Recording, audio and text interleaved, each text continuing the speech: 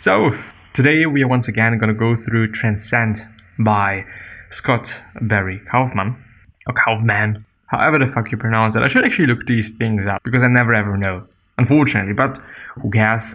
I certainly do not. We're going to go ahead with plateau experiences. The time before we've been talking about peak experiences, which apparently are just the best experiences that we have in life, I guess.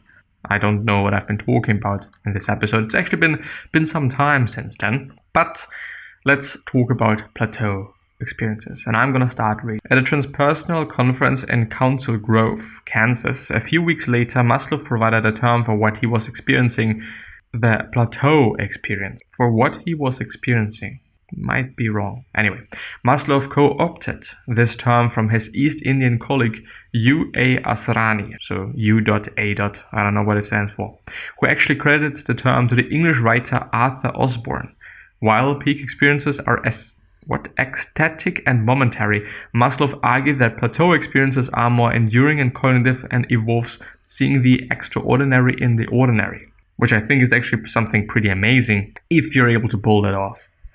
Actually seeing the great things in, probably everyday life. Maslow referred to the form of consciousness present in the plateau experience as unitive consciousness, which he defined as the simultaneous perception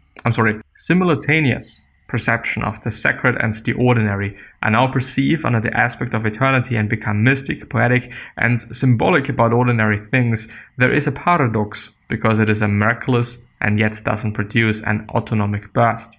Elaborating on this in the preface to the 1970 edition of Religions, Values and Peak Experiences, he noted that the plateau state of consciousness becomes a witnessing and appreciating,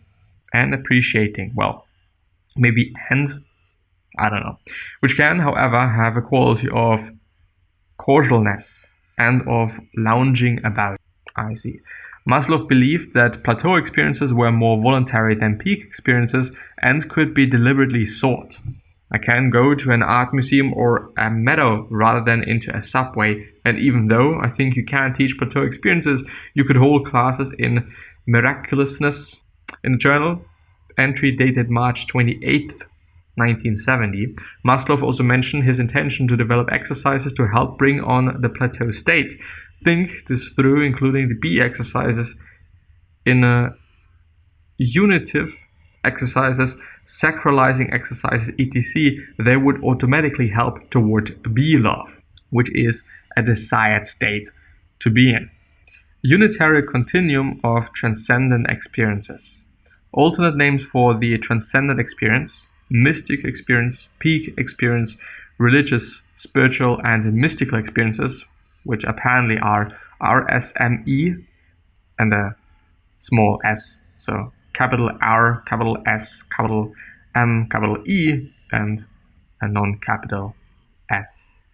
Clear light, cosmic consciousness, deautomatization, Fana, F-A-N-A, mystical union, flow experience, or the flow state as I actually know it, optimal experience, elevating experience, God experience, intensity experience, inward light, living flame of love, love fire, numinous experience, objective consciousness, the peace of God, which passeth all understanding, samadhi, S-A-M-A-D-H-I, satori, shamanic ecstasy, the silence beyond sound, subliminal consciousness. At its most extreme, transcendence is a feeling of complete unity with everything, absolute unitary being, including other humans, the social environment, as well as of all existence, nature, and the cosmos, the spatial environment.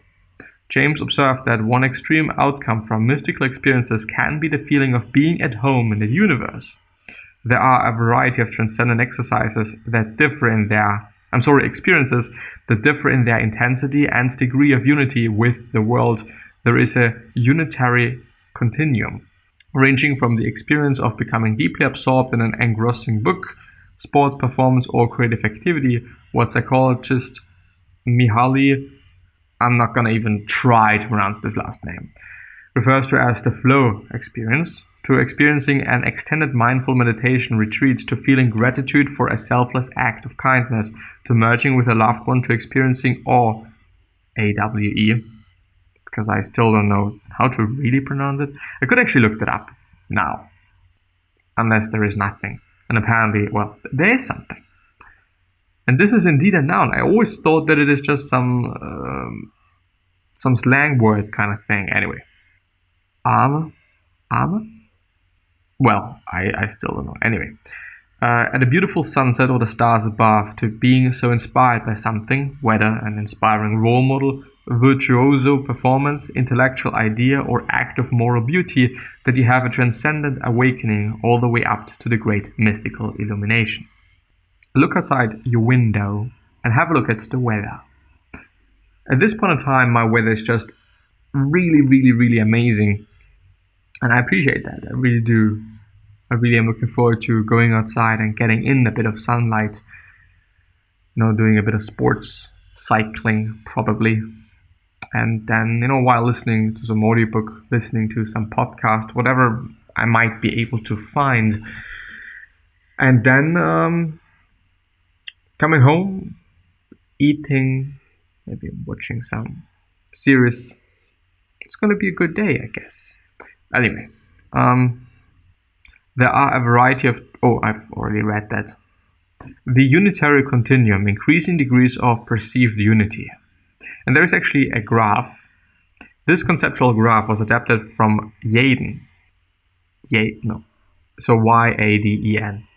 At Aller 2017, The Varieties of Self-Transcendent Experience, it suggests a range of transcendent experiences with varying levels of connection with the world, as it included for suggestive, demonstrative purposes. Further research is required to further flesh out this model. I see.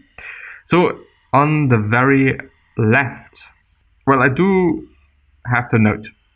So this is for the podcast listeners. Imagine a triangle. Now you're gonna take this triangle and turn it 90 degrees so that the wider open side is on the left side and the narrow or peak is on the right side, or cone, or whatever the fuck you want to imagine. So on the left side, and you're gonna halve the whole triangle or pyramid, whatever you wanna, if you wanna have it 3D or not. Anyway, and so on the top we have the self, and on the bottom we have the world. And as it progresses from normal life, which is a complete separation of the self and the world, to flow, which lets it overlap a little bit, and which is also the start of the pyramid on the left side. Then we have mindfulness, which once again increases or decreases the distance between self and world a bit, and it is overlapping even a bit more than in the flow. Then we have gratitude, and again it becomes closer and closer. We have love, again closer. Then AWE, however you pronounce it. Then inspiration, where you can actually already see that it really becomes quite one, the self and the world. Then you have peak and mystical experiences, which for the peak experience you have, well, a bit better than inspiration, and the mystical experience is the full coverage, the full combination of self and world. So they are one, not two. Anyway, while transcendent experiences differ in various ways, they all have in common weakening of the boundaries to connectedness with others, the world, and one's own self. William James personally observed this core aspect of the transcendent experience.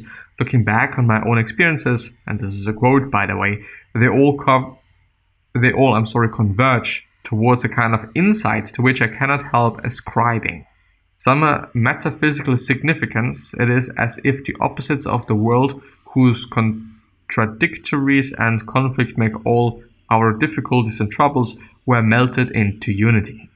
Modern research suggests that the transcendent state of consciousness is related to positive mental health, including positive changes in family life, reduced fear of death, better health, and a great sense of purpose, as well as a motivation for increased altruism and pro-social behaviors. In transcendent moments of self-loss, there is often a heightened sense of pure being, and by the way, being is capitalized, and the experience often feels realer than real. William James referred to this as the noetic quality of the mystic experience. What is more, the language associated with feelings of realness suggests a greater connection with a larger whole, inclusiveness, and physical proximity, such as all, everything, we, close, and the use of fewer first-person pronouns such as I and my. Transcending dichotomies. A key emergence of the theory SAD worldview is dichotomy transcendence. Ordinary dichotomies such as male versus female, heart versus head, lust versus love, good versus evil, national versus global, selfish versus unselfish, kindness versus ruthlessness, happy versus sad, or mystical versus realistic are no longer seen as dichotomies, but are all seen as simply parts of a larger integrated whole. I hope I have made my point clear. Only by resolving and transcending the dichotomy between primary and secondary process, consciousness and unconsciousness, rational and intuitive, scientific and aesthetic, work and play, abstract and concrete, rubricizing and direct experiencing, can we perceive all of the world and of ourselves. Only thereby can we experience whole science, whole language, whole mathematics, whole art, whole education, and whole people. Maslow, public lecture in 1961. Since the next section is actually quite long, I'm going to end the episode there. But for the sake of me actually not maybe getting the things that I want to have out of it, mystical experience. A mystical experience is considered one of a few non-ordinary states of consciousness, also referred to by some as altered state of consciousness or ASCS, particularly when the consciousness shift occurs as a result of ingesting a substance.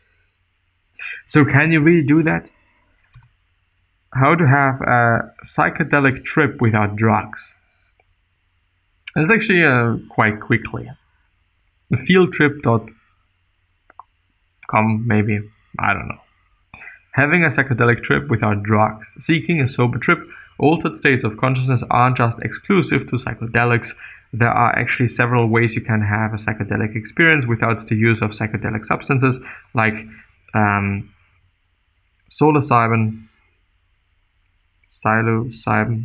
LSD, ayahuasca, and DMT. We're covering the 6 ways you can have a psychedelic experience without consuming anything.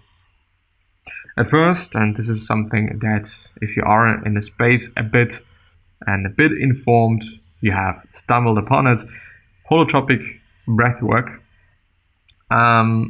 Producing life-altering mystical experiences, holotropic breathwork, or HB, is an alternative practice for those seeking to gain therapeutic benefits from altered states of consciousness. From the Greek words holos, meaning whole, and trepien, representing movement in a specific direction, holotropic precisely means to move towards wholeness. Wholeness maybe in terms of you and the world being one. Just according to the graph we went through. Michael Pollan, who is very, very, very, very into psychedelics, I would say, not necessarily in terms of favoring it or saying it is just amazing or whatnot, but being very informed, I'd say. Explains this in his best-selling book, How to Change Your Mind. He began seeing visuals of himself on a horse galloping through a forest and absorbing the animal's power. Anyway, sensory deprivation tank. Kundalini activation process. Skip the MDMA and enter bliss-like states with the process. Similar to REIKI, the process is a transmission of energy founded by Venant Wong, who discovered who discovered he could activate a person's Kundalini through touch by working with the energy systems and meridian points. Certified facilitators transmit non-dual awareness or life force energy that enters through the crown chakra and flows down towards the root chakra. It's an energy believed to be located at the base of the spine. Anyway, hypnosis, eye gazing. Although not commonly thought as an altered state, eye gazing has shown to increase hallucinations and disassociation similar to a psychedelic in as little as 10 minutes of gazing into someone's eyes. Neoquick chamber, a sober option for those who just aren't ready for psychedelic medicine or for those who are simply looking to gain an understanding of what it's like. Sober psychedelic experiences do exist, as similar to psilocybin, ketamine, and other psychedelics. Many show promising therapeutic benefits like increasing overall well-being and pain management. So the only thing that I guess you could be doing is eye gazing, if you have the person to do so, and to holotropic breathwork. But before I move into that a bit more, ways to trip without psychedelics. Let's see, there's a Forbes article and a Double Blind Mag article. They're probably all going to talk about kind of the same. I'm not going to disable my ad blocker, so I'm not going to be on Forbes. Just for the sake of being a bit quicker. Yeah, holotropic breathwork. Is it actually the same article? Sensor deprivation, I think, yeah, it's just literally the same.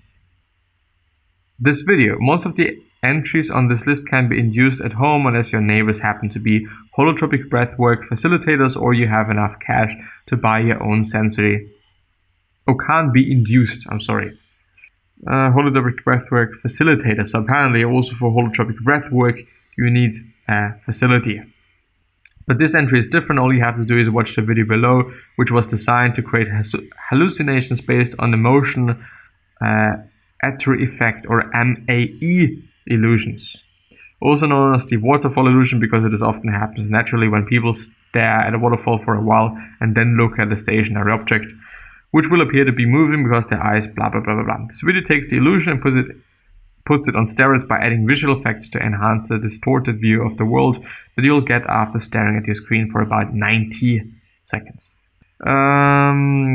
There's a quote: "I was watching TV and doing this and looked back and the TV was moving," said YouTube commentator something. Another one noticed that the decorations in the room had turned into a Salvador Dali painting. The paintings on my wall stretched apart from blah blah blah blah blah. Some found the results downright terrifying. Did this and looked at my girlfriend. I screamed. One commenter, blah blah. If you want to find out what they are talking about, check out the video. I really doubt that there are some. This is actually. Well, I'm gonna have to talk about that. It's actually pretty funny. What I want to say is, I doubt that there are any therapeutic effects with this certain video that you can watch. I'm gonna watch it afterwards. But the vortex tunnel, in which I've actually really recently been in, this is fucking amazing. So in the end, it works in a way. You are in a tunnel. The tunnel per se is moving. You are on, so there's a floor through the tunnel. So one end connects to the other end. It's not a very long tunnel, but because I guess because of the lights, because of the motion, so the tunnel is rotating. By going through, you can't walk in a straight line. It is very difficult, and it's also very easy for you to just,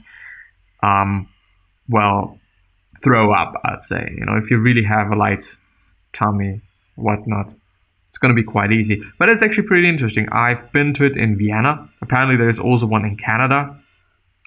Oh, the Museum of Illusions in Toronto. And I've been in the Museum of Illusions in Vienna. It's a large corridor with rotating walls that are lit with black lights as you walk into the tunnel. The fluorescent paint on the spinning walls will make you feel like you have been thrown inside a washing machine full of neon pink and purple clothes. After doubling back, I took a few deep breaths to steady myself and work up the courage to face the vortex again. This time I kept a tight grip on the metal railing. yeah, this is just, indeed overly dramatizing it. Anyway, mystical experiences. Let's just Google this once again. 9 signs you've had a mystical experience by the lonerwolf.com site. There is one particular state of consciousness that can change your life forever. In this profound state of being, you feel that life is full of beauty and sacredness, yet this feeling is not subjective, but it is instead an objective phenomenon that is outside your personal self. Theologian Rudolf Otto, I guess, called this experience numinosum, but in this article we'll refer to it as the mystical experience. 9 characteristics of a mystical experience. Conscious unity, the boundaries of where you perceive your individual identity to begin and completely vanish. There is no time or space, objective reality, gratitude, life is seen as sacred, you understand paradox. Your sense of identity creates duality in your perception of reality. I am separate from that. The experience is indescribable, experience is temporary, the experience is life-changing. On the other hand, by going back a bit, we have the peak experience and we also have inspiration. So let's actually quickly see inspiration experience. Why inspiration matters, Harvard Business awakens us to new possibilities. Maybe peak experience. Let's see if I can find something there. A peak experience is an altered state of consciousness characterized by euphoria, often achieved by self-actualizing individuals. There's a Wikipedia article if you want to know. And there's also the Maslow pyramid, which is kind of the basis of the whole summary that we are going through. And so apparently there is non-flow states, micro-flow states, the flow states, the deep flow state, and also the peak performance state as far as I can read this fucking graph. In the humanistic psychology of Abraham Maslow, a moment of awe, ecstasy, or sudden insight into a life as a powerful unity transcending space, time, and the self, peak experience may at times occur for individuals in the pursuit of self-actualization. Well, yeah, anyway, I think that we went through enough today.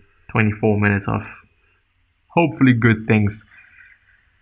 I'm going to end the episode here. I wish you the very best, and I'm hopefully going to see you soon. So, bye-bye.